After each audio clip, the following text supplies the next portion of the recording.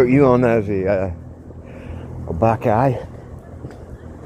It was just going on the boards over on poll. They were discussing it, and a lot of people have a lot of different theories about it. I'm pretty sure I know what it is, but it's not something you can really. It's not information you can just bust out on someone. Some people know what it is. It has to do with well, the reason it's black is because there's something crawls in their eye. This is from what I understand, from what I hear, and it's but it's whether or not you. It's not David Marshall. I don't know how to start this. David Marshall talks about these things, but he's not the only one that's talked about these things. Other people talk about these things. I've ever seen a video that was popping around YouTube like 5 years ago. Just this kid in his bedroom. I don't know, he had to be like 10, 11. And he was going down the whole thing about these things and what they look like and how they work and what the whole purpose of them is. VRIL, VRIL. They're related to the lizard people. They're like in that family of whatever those things are. I don't know whether or not they're lizard people. There's something, because a lot of people have seen them, you know. So I mean, there's some kind of thing to that. Where there's, you know, they smoke. There's a hen house. So you know, he said the thing it crawls in your eye when they want to like make a clone, or like if they want to take you over, take your body over, or to clone you. Either or. Sometimes it just goes in the body and runs the body. Other times it goes in to get information that they can then take and clone you with. Hold on a second. Yeah, so these real things are short. They're small. They're little.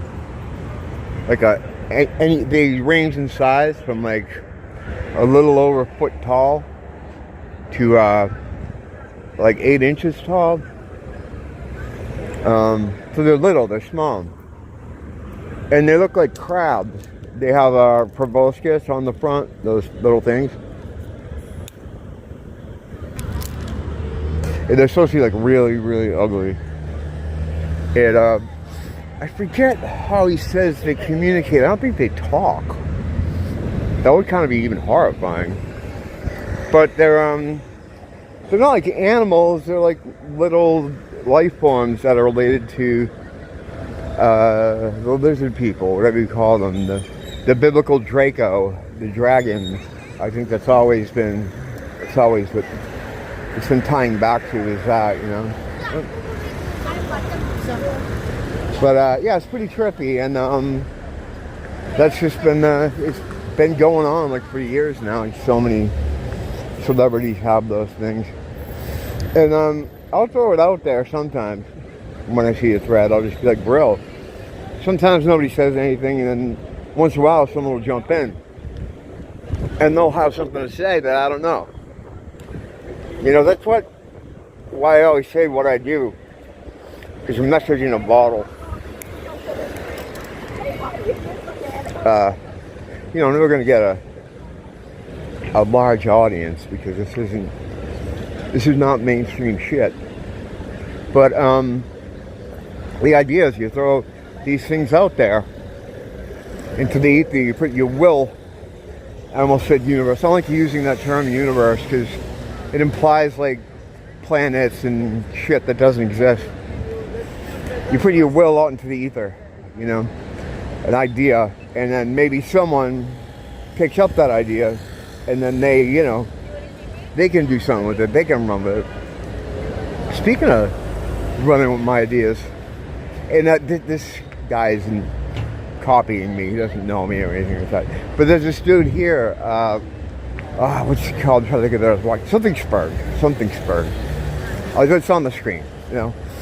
And the stuff he's saying, he talks primarily just about race and the racial problems and how things, you know, stuff I talk about a lot.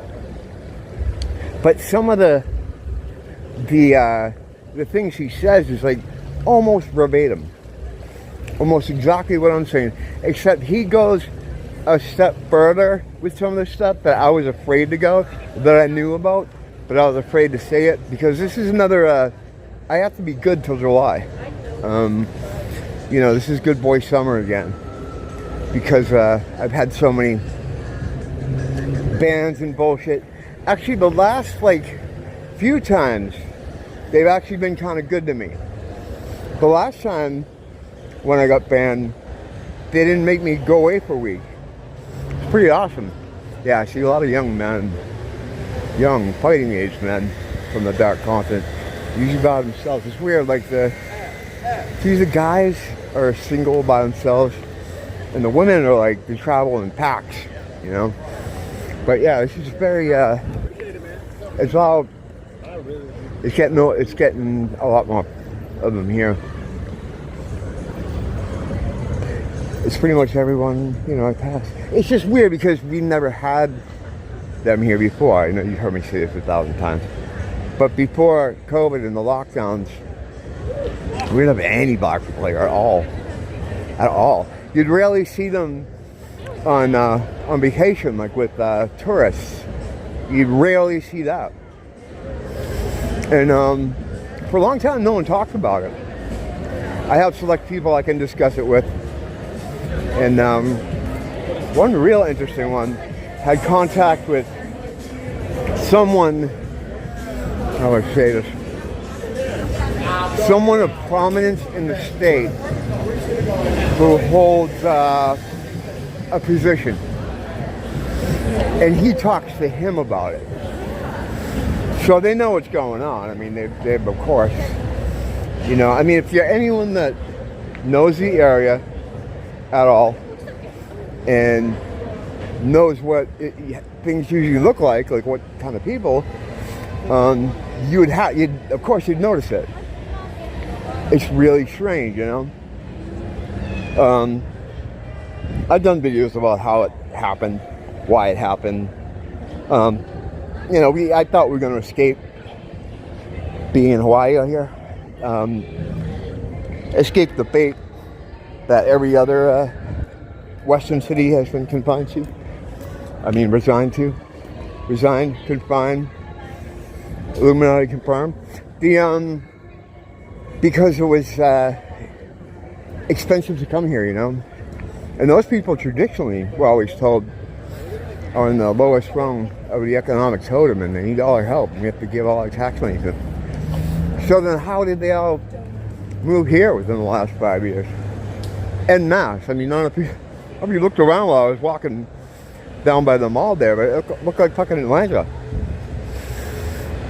Mostly young people too. And yeah. And I've gone over the crime statistics that their arrival triggered. The 80% jump in homicide in 1 year is pretty fucking... I don't think there's ever been one like that. And this is also the first time where you had a population, like a controlled population in the island, and you've added people through it that were never there before in any significant numbers. I mean, it was like 0.01. We had Charles.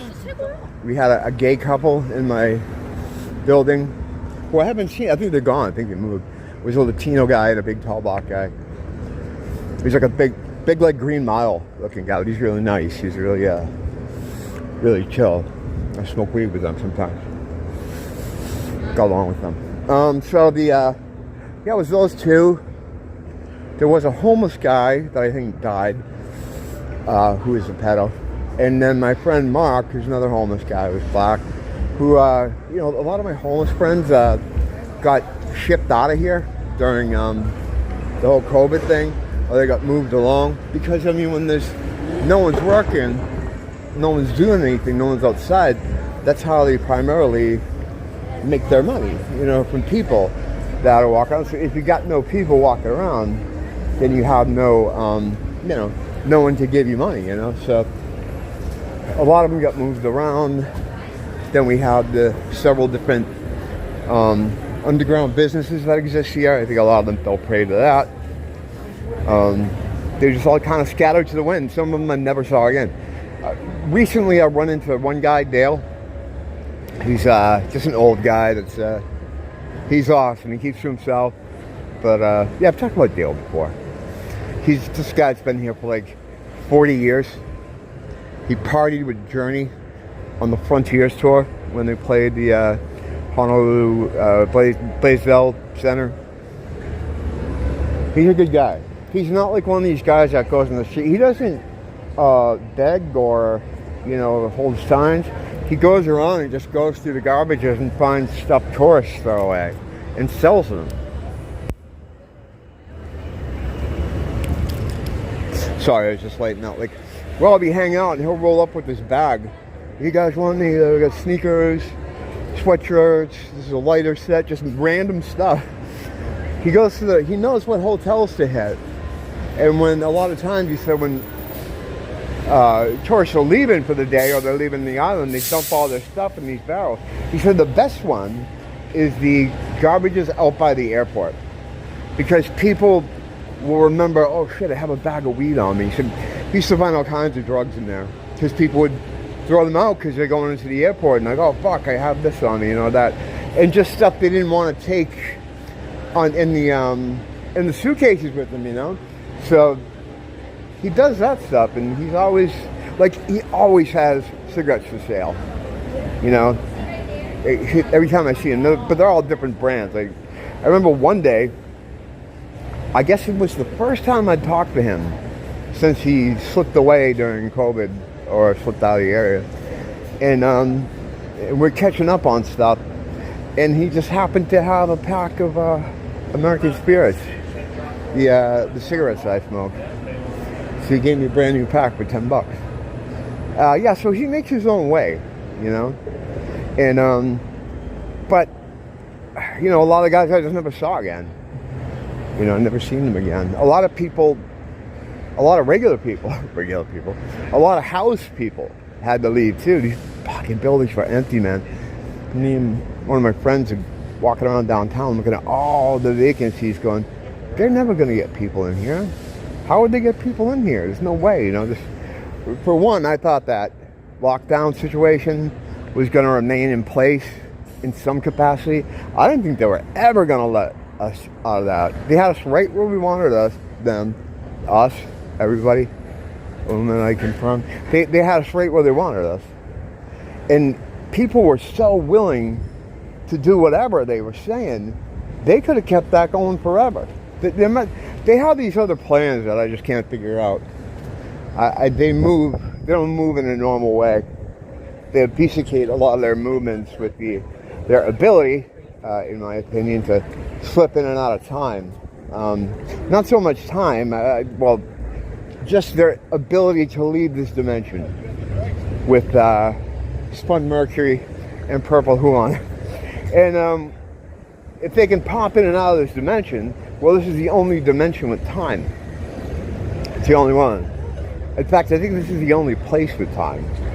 You know, when we're out of our bodies, we're not experiencing time. When you have dreams at night, you know, you don't, you could be asleep 5 minutes and feels like you did this 2-hour fucking movie. And then sometimes you'll have like a quick dream about something stupid and you've been awake 8 hours. That's because there's no time. Now, so when I was a kid and I used to hear about when you die and you go to heaven with God, you're with God forever. And I just feel like something about that. I don't like the sound of that. What do you mean forever? Like every day? Because back then as a child, you have a weird perception of things, you know?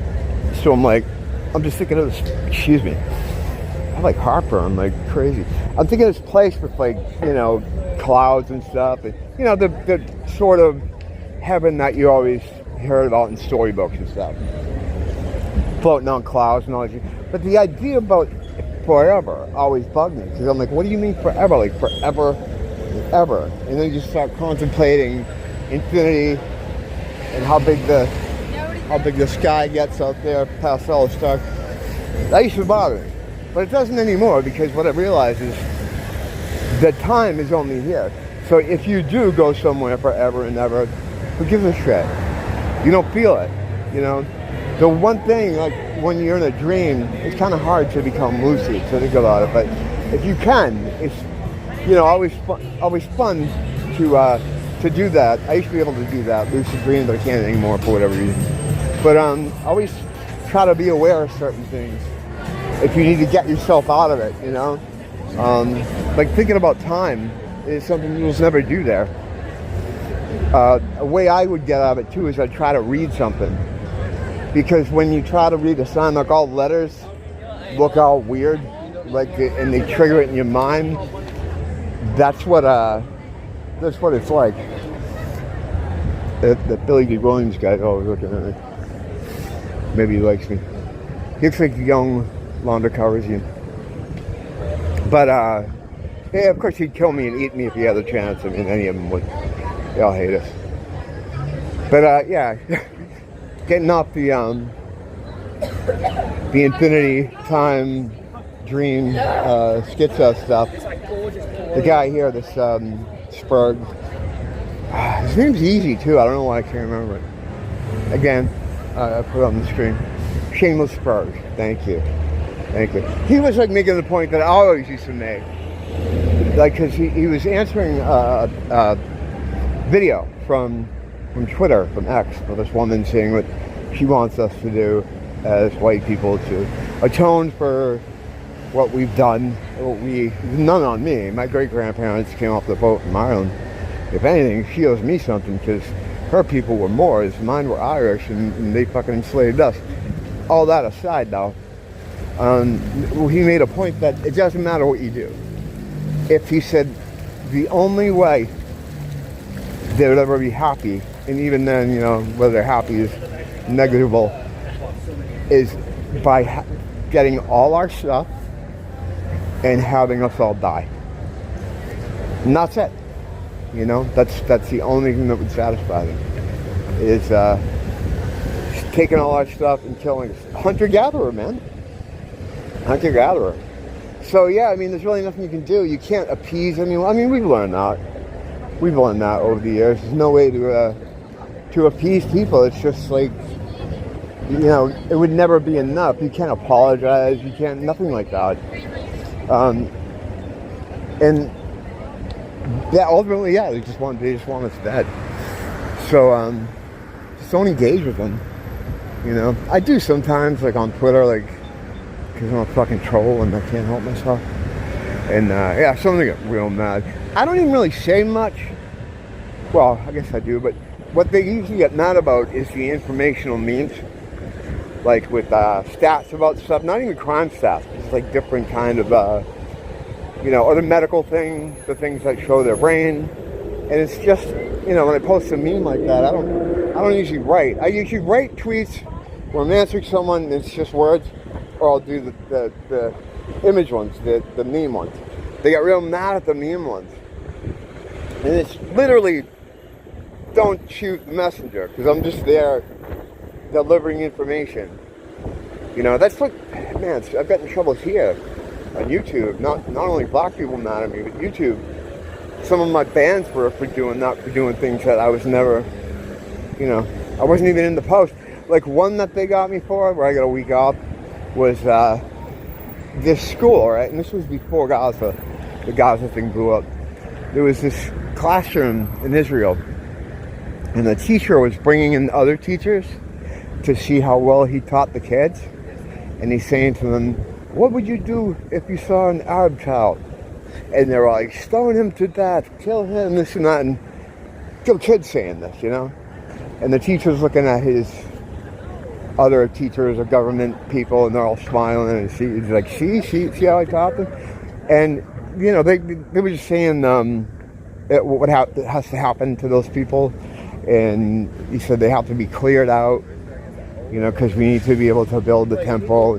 Just all this horrible stuff about how basically they have to kill them, because they have to.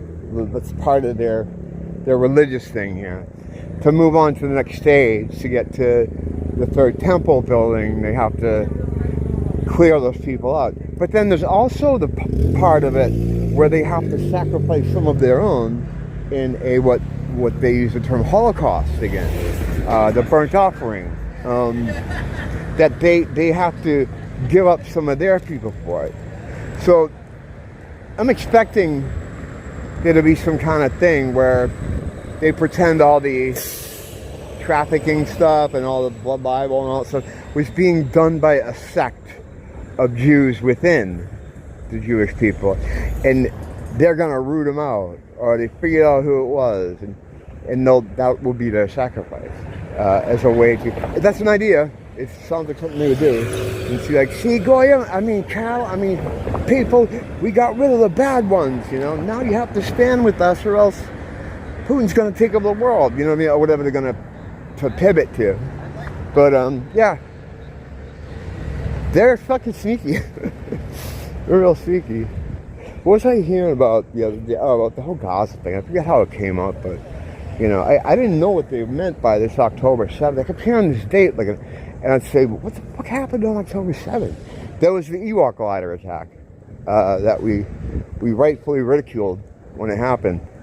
And they did some artist depiction of of some of the attack myself, where I had Arabs on the Kenner 1983 Ewok gliders. It's beyond stupid. It's like just one day, for no reason, they decided that they were going to fly in there on Ewok fucking gliders and just attack this random music festival. No, that didn't happen. You guys said it happened. You may have actually did some kind of psyop where, just for pictures. But that didn't happen. I remember watching a TV show where this guy was over there with them. This girl, she looked like a model or something, like a real, she looked like an Instagram influencer. And he was talking to her, interviewing her about how she survived the Ewok glider attack. And he started to show, talk about projection. He's like, now there are many people out there that are conspiracy theorists that do not believe this happened. But too bad for you. I have someone who survived, who was there that day. And I'm like, oh, okay. And Instagram, okay, well then what's happened? And it's almost like a stupid person trying to hide the truth. And I'm like, what the fuck? I thought they were supposed to be smart. They're not smart. They're just clever. And they will do things that are so reprehensible that it wouldn't even occur to you that there could be someone that evil. And that's really how they get away with stuff. It's like, they wouldn't do that. Why would they do that? Well, why would they attack USS Liberty? And then start shooting the lifeboats so no one could escape? Because they thought they had a piece of information. It's evil stuff they do. And then they were flying helicopters in to try to pick guys up off from the top of the boat. Yeah, they wanted to make sure no one survived that. And, all they said was, oh, oops. Like about friendly fire or something. And that was it. So, they do really, really evil. So look at fucking 311 was an inside job. That's evil shit. Well, they worship fucking Satan. When you worship Satan, I guess, you gotta be super evil. Because he expects that from you. More and more, I used to think they were just regular, whatever you want to call it, on this term human being. I don't even know what the fuck that means. I used to think they weren't originally evil and they were turned evil. They made some kind of deal with Satan. Perhaps that thing where, from those paintings of him with Jesus going, look at this land, would you like some of this? And Jesus is like, no, fuck off.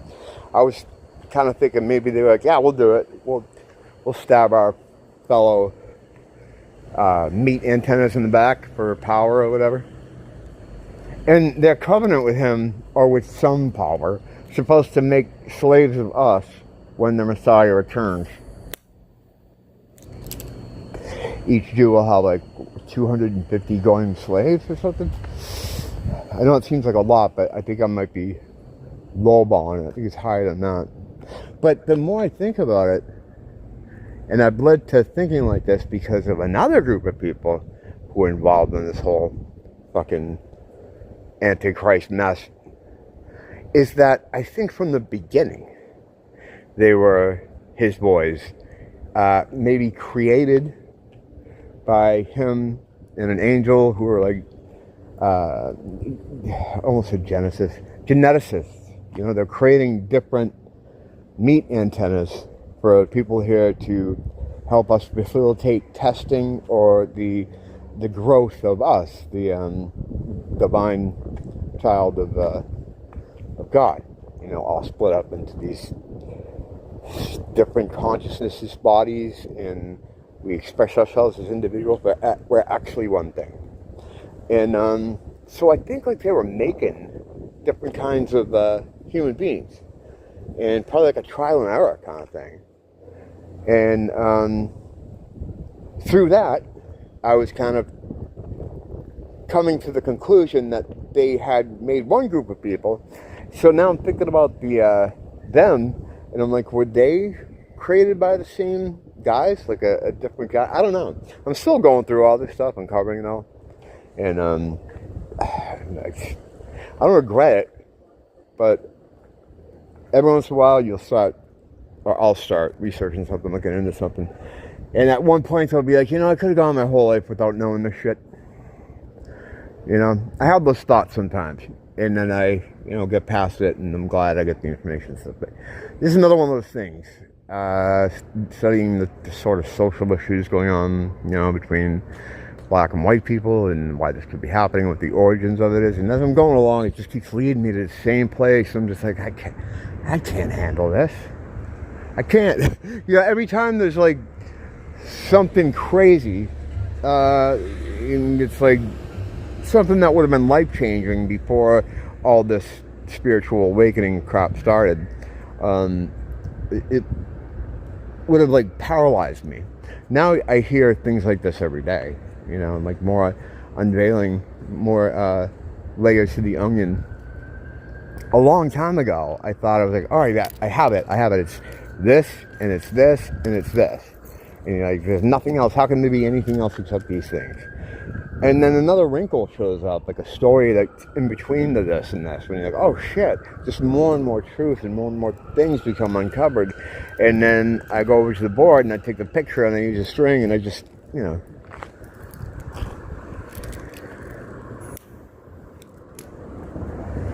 And this thing I'm going through now, you know, I talk to God all the time. He talks back to you. Not, for me, it's not like a voice in my head, but he'll get back to you in very schizo ways. You know, song title, something you'll hear on the news, a sign you'll see, and then people will be like, oh, that's just schizophrenia. You know, and that's, again, once again, we're at that situation again, where I'm having what I consider supernatural, beyond natural experiences, but were I to explain it to someone, they'd say, yeah, you're just schizophrenic. So, I mean, and, you know, maybe they're right. I don't know. You know, the more I learn, the less, the more I realize I don't fucking know anything, you know. But yeah, I'm still going through uncovering this whole origins of human beings thing. And I think I know what he is. But yeah, anyway, so I have a conversation. I keep in touch with God. I talk to him like every day, just like Dave Mustaine. And I've been kind of asking him about this. Like, I'm looking for guidance for it. Like, you know, I haven't had a crisis like this since I found out that Satan was his first son, which is a whole other thing. But I'm asking him, like, what, you know, is this true? Am I going in the right direction? And getting signs that tell me yes, but I'm kind of pretending, I'm trying to talk myself out of them. Like, oh no, that was just, that wasn't a sign. That wasn't part of the dialogue. There's just a coincidence. Because I don't like where it's going. You know, you think I try to avoid people now and don't like people now. I mean, if this stuff ends up being, you know, being what I think it's going to be, I don't know.